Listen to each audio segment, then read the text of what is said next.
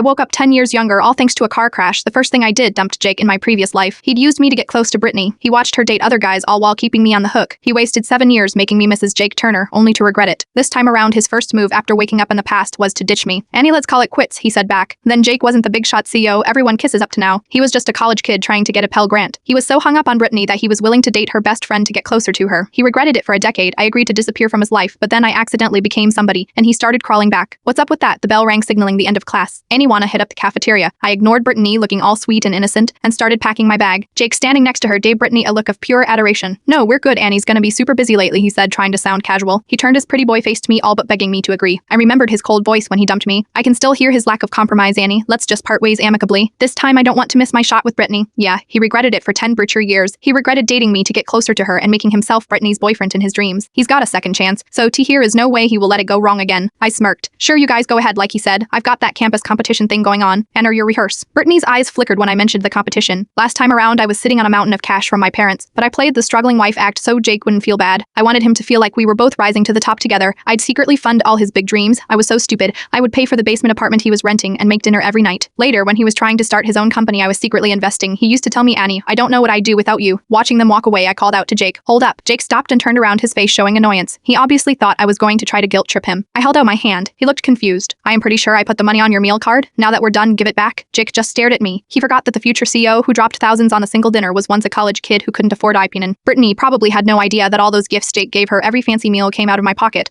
I was so worried about his ego that I never told Brittany about his financial situation. I felt bad for him, so I transferred money to his meal card, and Jake always paid when the three of us ate together. Brittany never paid. She's got a poor college student grant, just like Jake. Brittany frowned, giving Jake a quick glance. One look was all it took to make Jake's face turn red. Brittany was all about subtlety, which is what made her the campus queen. I used to think she was so selfless and would hand her things every opportunity I got. Now I just wanted to kick myself. He looked me dead in the eye and slapped the meal card into my palm. Annie, even the cold plastic was as cold as my heart felt in that moment. Brittany looked like she wanted to say something. Annie, are you sure about this? I looked right back at her. I'll never forget Brittany showing up with a kid at my anniversary party with Jake. She was begging me not to break them up. Her 3-year-old child was hitting me, calling me a bad lady for stealing her dad. Jake simply said, the kid's mine. I was always in love with Brittany. You took her place all these years. It's time to give it back. Betrayal by my best friend, and my man taught me the harshest lesson of my life. Jake died thinking I'd stolen Brittany's place, riding his coattails into high society. I am giving Brittany back her spot once and for all. Jake and I were both orphans, but the difference was that I was the sole heir to a fortune. Jake was broke to keep him from working himself to death. I set up a scholarship for our major. Jake oct head effing, so he got thousands every year, and between that and student loans, he didn't need to work.